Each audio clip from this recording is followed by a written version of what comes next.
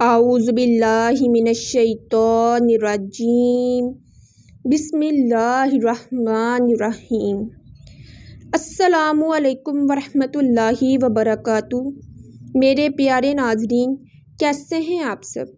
میں امید کرتی ہوں کہ اللہ تعالیٰ کے فضل و کرم سے آپ سب خیریت سے ہوں گے۔ ناظرین، جو میرا آج کا ٹاپک ہے وہ ہے یوم عاشوراء کی برکات۔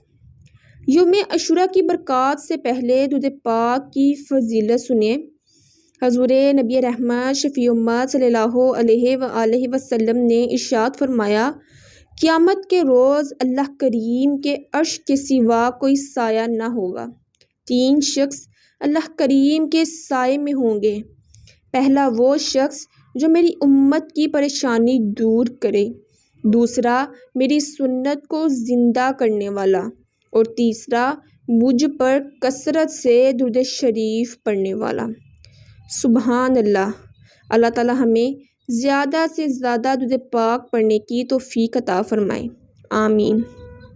یوم عاشوراء یعنی 10 محرم الحرام کو ملک رے میں کسی قاضی کے پاس ایک سائل یعنی مانگنے والا آ کر عرض گزار ہوا کہ میں ایک غریب و عیالدار آدمی ہوں، آپ کو یوم عاشوراء کا واسطہ میرے لیے 10 کلو روٹیاں، 5 کلو گوشت اور 2 درہم کا انتظام فرما دیجیے۔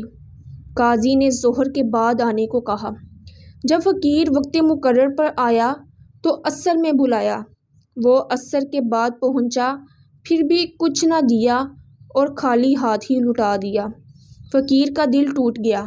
وہ رنجیدہ ایک غیر مسلم کے پاس پہنچا اور اس سے کہا کہ آج کے مقدس دن کے صدقے مجھے کچھ دے دو۔ اس نے پوچھا، آج کون سا دن ہے؟ تو فقیر نے عاشوراء کے کچھ فضائل بیان کیے، جنہیں سن کر اس غیر مسلم نے کہا، آپ نے بہت ہی عظمت والے دن کا واسطہ دیا ہے، اپنی ضرورت بیان کیجیے۔ سائل نے اس سے بھی وہی ضروریات بیان کر دی۔ اس آدمی نے گندم کی 10 بوریاں، 100 کلو گوشت اور 20 درہم پیش کرتے ہوئے کہا، یہ آپ کے اہل و اولاد کے لیے زندگی بھر ہر ماہ اس دن کی فضیلت کے صدقے مقرر ہے۔ رات کو قاضی نے خواب دیکھا، کوئی کہہ رہا تھا، نظر اٹھا کر دیکھ۔ جب نظر اٹھائی تو 2 عالیشان محل نظر آئے، ایک چاندی اور سونے کی اینٹوں کا اور دوسرا سرخ یاقوت کا تھا۔ قاضی نے پوچھا، یہ دونوں محل کس کے ہیں؟ جواب ملا، اگر تم سائل کی ضرورت پوری کر دیتے تو یہ تمہیں ملتے، مگر چونکہ تم نے اسے خالی ہاتھ ہی لوٹا دیا تھا، اس لیے اب یہ دونوں محل فلاں غیر مسلم کے ہیں۔ قاضی صاحب بیدار ہوئے تو بہت پریشان تھے۔ صبح ہوئی تو غیر مسلم کے پاس گئے اور اس سے دریافت کیا کہ کل تم نے کون سی نیکی کی ہے؟ اس نے پوچھا، آپ کو کیسے علم ہوا؟ قاضی صاحب نے اپنا خواب سنایا اور پیشکش کی کہ مجھ سے 1,00,000 درہم لے لو اور کل کی نیکی مجھے بیچ دو۔ اس غیر مسلم نے کہا، میں روئے زمین کی ساری دولت لے کر بھی اسے فروخت نہیں کروں گا، اللہ پاک کی رحمت و عنایت بہت خوب ہے۔ یہ کہنے کے بعد وہ کلمہ پڑھ کر مسلمان ہو گیا۔ ناظرین، بیان کردہ واقعے سے جہاں یہ معلوم ہوا کہ عاشوراء کے دن کے بڑے فضائل ہیں، وہیں یہ بھی معلوم ہوا کہ اچھی نیتوں کے ساتھ کسی کی دلجوئی کرنا اور مشکل وقت میں اس کے کام آنا بہت عمدہ اور رب کریم کا پسندیدہ عمل ہے، اور کسی کی دل آزاری کرنا اور اس کی حاجت روائی نہ کرنا برا عمل اور نعمت الہی سے محروم کرنے والا عمل ہے۔ اس غیر مسلم نے ایک مسلمان کی دلجوئی کی، اللہ پاک کی مشیت کے اس نے اپنے فضل سے اس دلجوئی کا اسے یہ صلہ دیا کہ اسے دولت ایمان جیسی انمول نعمت عطا کر دی، اور دوسری طرف وہ مسلمان قاضی جس نے فقیر کی دلجوئی نہ کی اور اسے خالی ہاتھ لوٹا دیا، وہ جنت کی عظیم نعمتوں اور محلات سے محروم ہو گیا۔ ذرا سوچئے، جب ایک غیر مسلم کو مسلمان کی دلجوئی کرنے پر ایمان جیسی عظیم الشان اور انمول نعمت نصیب ہو سکتی ہے، جنت کا اعلیٰ محل اس کا مقدر بن سکتا ہے، اسے دنیا و آخرت کی بھلائیاں حاصل ہو سکتی ہیں، تو جو مسلمان ہو، آقا کریم صلی اللہ علیہ وآلہ وسلم کا امتی ہو، اگر کسی کی دل جوئی کرے، مصیبت میں کسی کے کام آئے، پریشانی میں کسی کا سہارا بنے، غم اور تکلیف کے وقت کسی کا ساتھ دے، مشکل وقت میں کسی کی حاجت روائی کرے، تو اللہ تعالیٰ یقیناً ایسے خیر خواہ شخص کو بھی بے شمار برکتیں عطا فرمائے گا۔ اب سوال یہ ہے کہ دل جوئی کیا ہے؟ دل جوئی، دلداری، غم خواری، غم گساری، یہ تمام الفاظ ہم معنی ہیں۔ ان سب کا مطلب ہوتا ہے دوسروں سے ہمدردی کرنا، انہیں خوشی پہنچانا، ان کے دلوں میں خوشی داخل کرنا وغیرہ۔ مگر افسوس فی زمانہ ہمارے معاشرے میں کسی کا دل خوش کرنے والے اعمال کم اور دل آزاری والے کام زیادہ ہوتے جا رہے ہیں۔ حالانکہ ہمارا دین یہ چاہتا ہے کہ ہم ایک دوسرے کی دل جوئیاں کریں، کیونکہ دل جوئی کے بڑے فائدے ہیں۔ دل جوئی سے تعلقات مضبوط ہوتے ہیں، دل جوئی سے ناراضیاں ختم ہوتی ہیں، دل جوئی سے محبتوں میں اضافہ ہوتا ہے، دل جوئی کرنے سے نفرتیں ختم ہوتی ہیں، دل جوئی نیک کاموں میں معاونت کرتی ہے، دل جوئی جنت کی طرف لے جاتی ہے، دل جوئی جہنم سے بچاتی ہے، دل جوئی سے قبر بھی روشن ہو سکتی ہے، دل جوئی آخرت میں بھی کامیابیاں دلاتی ہیں۔ الغرض دل جوئی میں فائدے ہی فائدے ہیں۔ یوں تو محرم الحرام مکمل ہی رحمتوں اور برکتوں بھرا ہے، مگر بالخصوص اس ماہ کا 10واں دن جسے عاشوراء کہتے ہیں، اس کی شان و عظمت کے کیا کہنے۔ یہ دن پچھلی امتوں میں بھی بڑا مکرم رہا ہے۔ تاریخ اس دن کے اہم واقعات سے بھری ہوئی ہے۔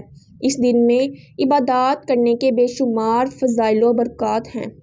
اس دن دعائیں قبول ہوتی ہیں، اس دن حاجت مندوں کی حاجتیں پوری ہوتی ہیں، اس دن تنگ دستوں کی تنگ دستیاں دور ہوتی ہیں، اور اسی دن غمزدوں اور دکھیاروں کی مصیبتیں دور ہوتی ہیں۔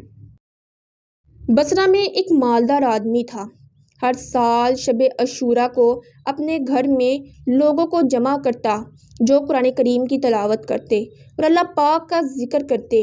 اسی طرح رات بھر تلاوت قرآن اور ذکر الہی کا سلسلہ جاری رہتا۔ پھر وہ شخص سب کو کھانا پیش کرتا، مساکین کی خبر گیری کرتا، بیواؤں اور یتیموں سے بھی اچھا سلوک کرتا۔ اس کا ایک پڑوسی تھا جس کی بیٹی اپاہج تھی۔ اس لڑکی نے اپنے باپ سے پوچھا، اے میرے والد محترم، ہمارا پڑوسی ہر سال اسی رات لوگوں کو کیوں جمع کرتا ہے اور پھر سب مل کر تلاوت قرآن اور ذکر کرتے ہیں؟ باپ نے بتایا، یہ عاشوراء کی رات ہے، اللہ پاک کی بارگاہ میں اس کے بہت سے فضائل ہیں۔ جب سب گھر والے سو گئے تو بچی سحری تک بیدار رہ کر قرآن عظیم کی تلاوت اور ذکر الہی سنتی رہی۔ جب لوگوں نے قرآن حکیم ختم کر لیا تو وہ لڑکی اس طرح دعا مانگنے لگی، یا اللہ، تجھے اس رات کی حرمت کا واسطہ اور ان لوگوں کا واسطہ جنہوں نے ساری رات تیرا ذکر کرتے ہوئے جاگ کر گزاری ہے، مجھے عافیت عطا فرما دے، میری تکلیف دور کر دے اور میرے دل کی شکستگی یعنی ٹوٹنا دور فرما دے۔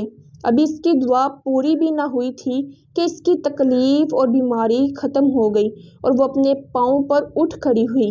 جب باپ نے اس کو پاؤں پر کھڑے ہوئے دیکھا تو پوچھا، اے میری بیٹی، کس نے تجھ سے اس رنج و غم اور مصیبت کو دور کیا ہے؟ تو اس نے جواب دیا، اللہ کریم نے مجھ پر اپنی رحمت کا بادل برسایا اور انعامات و نوازشات میں ذرا بھر بخل نہ کیا۔ اے میرے والد محترم، میں نے اپنے پروردگار کی بارگاہ میں اس رات کا وسیلہ پیش کیا تو اس نے میری تکلیف دور فرما دی اور میرے جسم کو صحیح فرما دیا۔ سبحان اللہ۔ بیان کردہ واقعے سے ایک بات یہ معلوم ہوئی کہ عاشوراء کی رات دعائیں قبول ہوتی ہیں۔ دوسرا یہ بھی معلوم ہوا کہ ہمارے بزرگان دین رحمت اللہ علیہ شب عاشوراء کو عبادات و ریاضت میں گزارتے تھے۔ وہ نیک لوگ دوسروں کو بھی جمع کر کے رب کریم کا ذکر کرتے، تلاوت قرآن کرتے، یتیموں اور غریبوں مساکین لوگوں کی دیکھ بھال کرتے تھے اور اس رات کا بے حد ادب و احترام کرتے تھے اور اپنے رزق حلال سے نظر و نیاز کرتے تھے۔ لہٰذا ہمیں بھی اس رات کو عبادت میں اور دن کو روزے کی حالت میں گزارنا چاہیے، کیونکہ عاشوراء کے دن کی ایک فضیلت یہ بھی ہے کہ اس دن روزہ رکھنے کی بڑی ببرکتیں ہیں۔ خود ہمارے پیارے آقا، مدینے والے آقا صلی اللہ علیہ وآلہ وسلم نے اس دن روزہ رکھنے کی ترغیب ارشاد فرمائی ہے۔ ارشاد فرمایا، عاشوراء کا روزہ رکھو۔ اس دن انبیاء کرام علیہ السلام روزہ رکھتے تھے۔ ارشاد فرمایا، یوم عاشوراء کا روزہ رکھو اور اس میں یہودیوں کی مخالفت کرو اور اس سے پہلے یا بعد میں بھی ایک دن کا روزہ رکھو۔ یاد رکھیے، جب بھی عاشوراء کا روزہ رکھیں تو ساتھ ہی 9ویں یا 11ویں محرم الحرام کا بھی روزہ رکھ لینا بہتر ہے۔ اگر کسی نے صرف 10 محرم الحرام کا روزہ رکھا تب بھی جائز ہے۔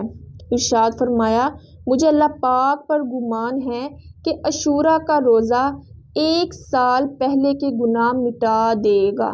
سبحان اللہ۔